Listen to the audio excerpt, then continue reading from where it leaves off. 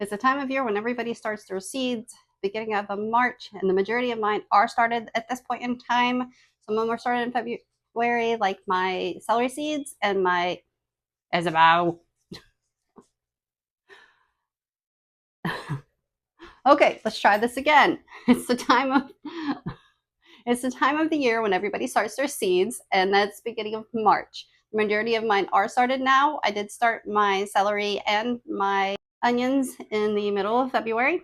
So today I'm going to be starting cauliflower, 2 different types of broccoli, 6 different types of tomatoes because I do can my tomatoes, and then some sugar baby watermelons. And I do sell some of my own seeds that I grow myself organically in my garden. If you would like to check those out at the shop below, I have a 10% off discount right now for your total order.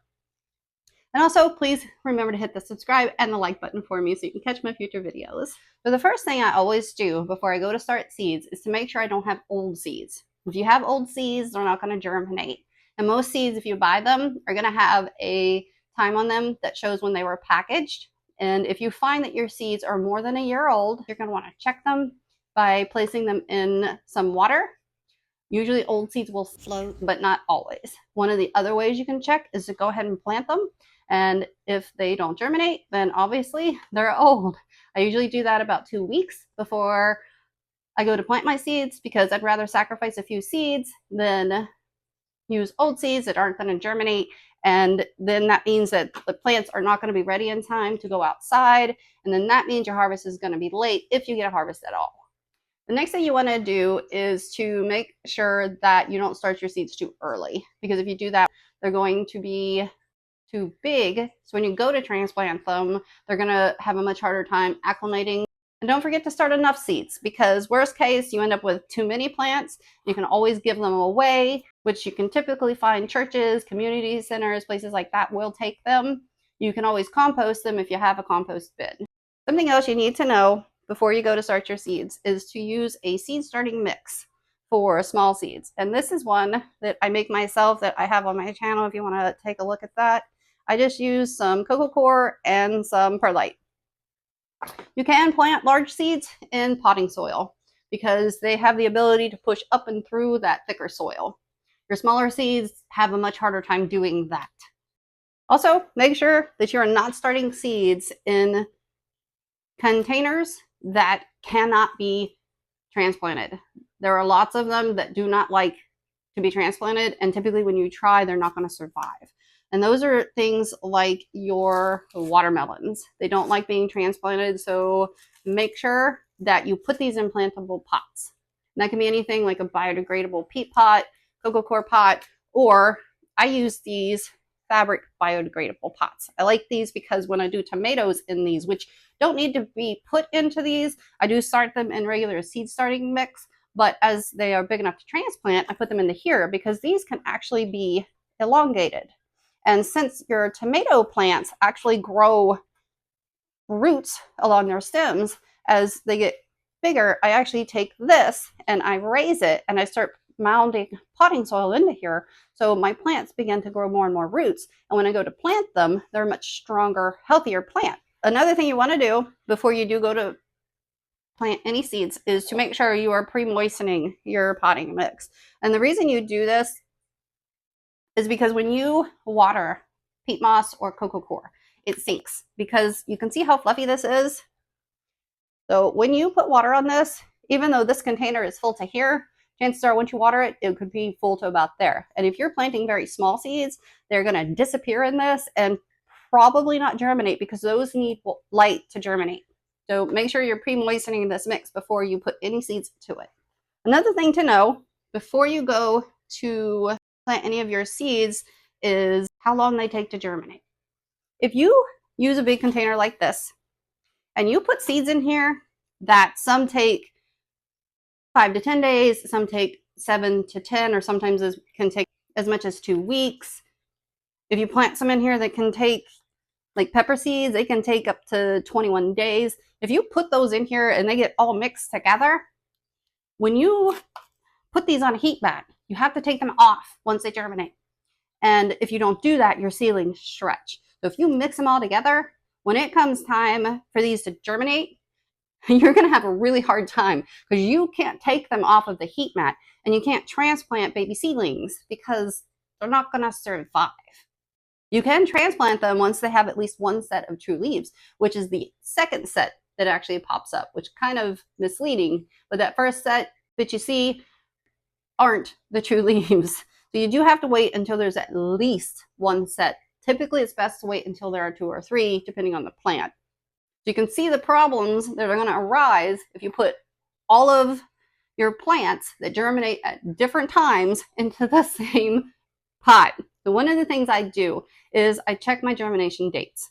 And anything that takes a longer time to germinate, I put into a separate cell pack. And if I were using large pots like these, I would make sure to never plant the same type of seeds that take longer to germinate into those same pots. Use a separate cell pack. That way you're not going to run into this problem. You can plant different types of plants that take the same amount of time to germinate into this. That's not going to be an issue. I do that sometimes. Typically, I'm planting so many seeds because I want to grow that same crop that I end up using that same cell pack. When it comes time to actually plant your seeds, make sure you're not planting them too deep because the smaller your seeds are, the less deep you're going to plant them. And these are seeds like your tomato seeds, celery seeds, broccoli seeds, your cauliflower seeds. Those are all going to be planted more shallow, which a lot of your very, very tiny seeds like tomatoes are only going to get pressed into the soil. So the rule is you want your seed twice as deep as it is thick. And you do have to pay attention because some tomato seeds are actually really, really tiny like these, and some of them are a little bit larger. So you may end up covering those with 1/8 or 1/4 of an inch of soil. You really just have to look at the seeds. Like these are my watermelon seeds. And if you've ever planted watermelon, you know these are pretty thick. So these actually get planted about 1/2 inch deep. And it's important that you know the seed depth as well, because if you don't plant them deep enough, they're going to end up germinating too shallow. Their roots are going to be exposed, and then you could lose the plant as well. So really pay attention to your seed planting depth. You also want to be making sure that you're not overwatering your plants, because what could happen, besides the seed itself rotting, is you can develop something called damping off. And damping off is caused by a fungus that develops in your soil from it being too wet. When that happens, you're going to see the very bottom of the stem of the plant start to turn brown. Then your seedling is going to fall over and you're going to lose it. You cannot save seedlings that have damped off. Something you can do to speed up seed germination is to soak your seeds in water.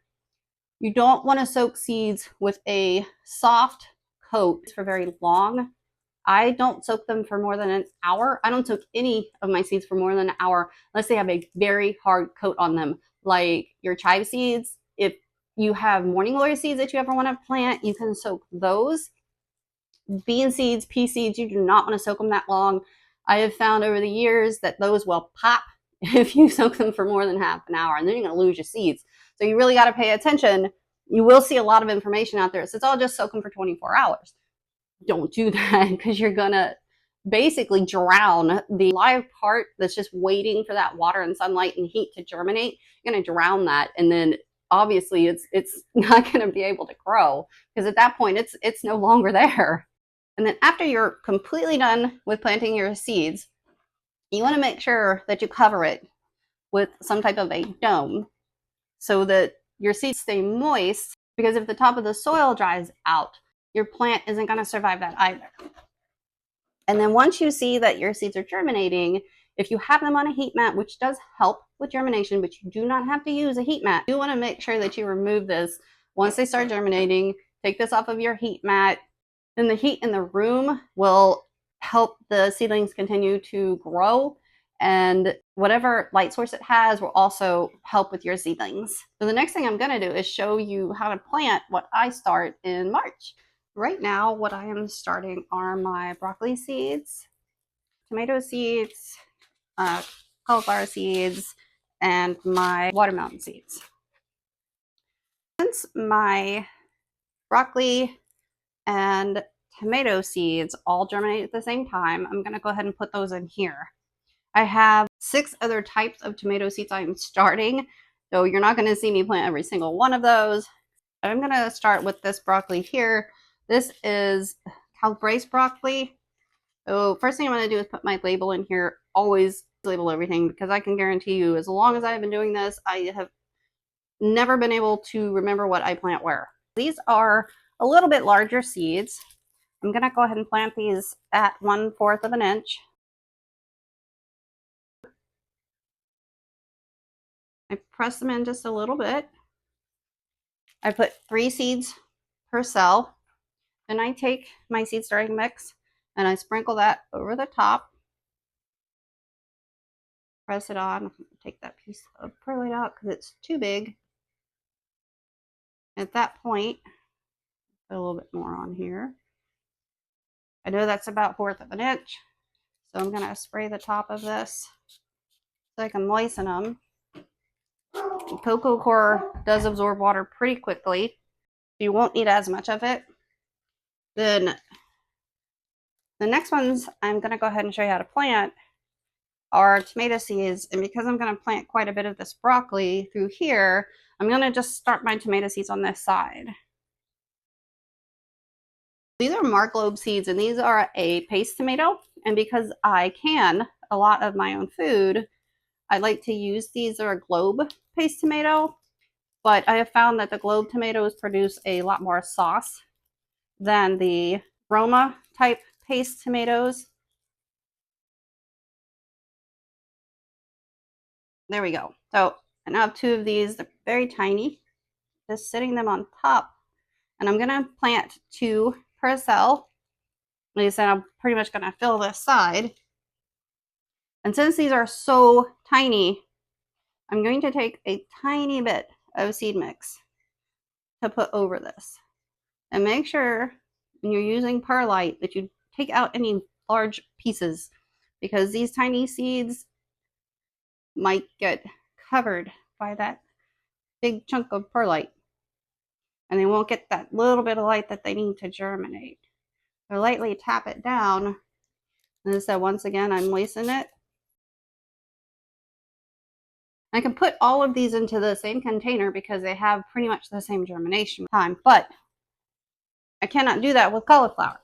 So, because cauliflower only takes about 5 to 10 days, where broccoli and tomatoes take 7 to 10, if not up to 2 weeks. And that's another reason I plant my broccoli on one side, my tomatoes on the other, because if one of those do come up sooner, I can move it so that it is only on one side, that one side that hasn't germinated yet, on my heat map. But since these cauliflower seeds are basically the same size as my broccoli seeds, I'm going to once again only plant these 1/4 of an inch deep and 3 per cell pack. I only have 1, so I'll put that back in there. Go ahead and stick this in here so I don't forget. I'll press these down gently so they don't roll all over. Then a little bit of the seed starting mix. And you can kind of tell how deep it is just by looking at the sides of your cell pack. So I can tell just how deep I'm planting it, and also making sure that there's enough soil in here so when my plant starts to grow, it's going to have enough to be able to develop its roots. And then I'm going to go ahead and spray the top of this one too. And I'll set this over here because now I'm going to start my sugar baby watermelons. And these I grew in my own garden last year, and I do put 3 of these seeds per container just because sometimes watermelon seeds can be finicky. And I don't soak my seeds because I'm really not worried about saving a few days on germination. These take 1/2 inch. Like I said, with these you actually can plant these in regular potting mix, which sometimes I do, but since I make all of my own seed starting mix, I just do it this way. And the great things about these bags is that they're so porous that the roots really are able to grow through these much better than they are with peat or coco coir biodegradable pots. I will go ahead and spray, but it's going to need a little bit more of this water. You can use a watering can if you prefer, but I just do it this way. Also because I forgot my watering can. I guess I should admit that. I'm not afraid to admit when I make a mistake. It should be good. If not, I will add, nope, it's pretty wet. The coco coir does absorb water really well, but it also retains water but drains well. That's another reason why I like it better than peat moss. The biggest problem with peat moss is if it dries out, it is almost impossible to get it to absorb water again. Thanks for joining me today on my channel. Check out the rest of my videos so you can learn even more about planting. And I'm going to see you next time. Bye.